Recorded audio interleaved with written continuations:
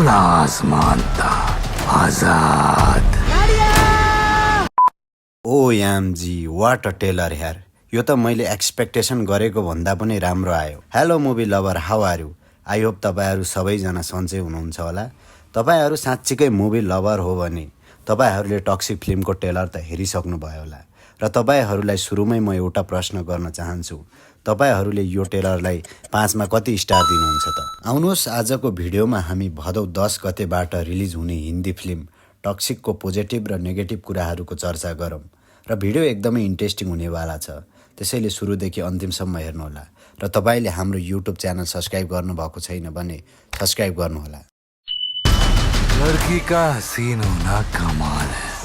Geetu मोहनदासले direction गरेको यो film यति र भोइलेन्स होला भनेर मैले सोचेको नि थिएन। साँच्चै भन्दा गीतु मोहनदासलाई लेडी सन्दीप रेड्डी भाङ्गा भन्न मिल्छ यार।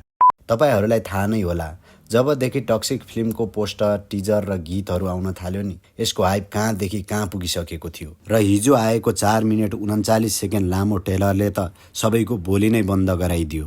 र टक्सिक फिल्ममा हामीले रकिङ स्टार एस, कियारा एडवानी, नयनतारा, हुमा कुरेसी, रुक्मणी वासन्त, तारा सितारिया जस्ता कलाकारलाई देख्न पाउने भएका छौँ। Hello daddy. यो फिल्मको टेलर कट यति राम्रो छ नि, 4 मिनेट लामो टेलरबाट नि कथाको अनुमान लगाउन सकिन्न। र यसको ब्याकग्राउन्ड म्युजिक पनि एकदमै दमदार र इनर्जेटिक छ। यो फिल्म थिएटरमा हेर्दा साँच्चीकै पर्दा फाट्छ जस्तो छ। आजसम्म जति पनि हिन्दी एक्सन फिल्म आए नि, चर्चा भने एनिमलको हुन्थ्यो।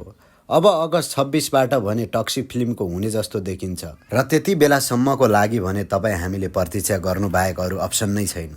र मेरो मुभी लभर साथीहरूलाई म एउटा कुरा भन्न चाहन्छु, राम्रो फिल्म हेर्दै गर्नुहोस् र नेपाल सिने भाइब्स युट्युब च्यानललाई सब्सक्राइब गर्नुहोला।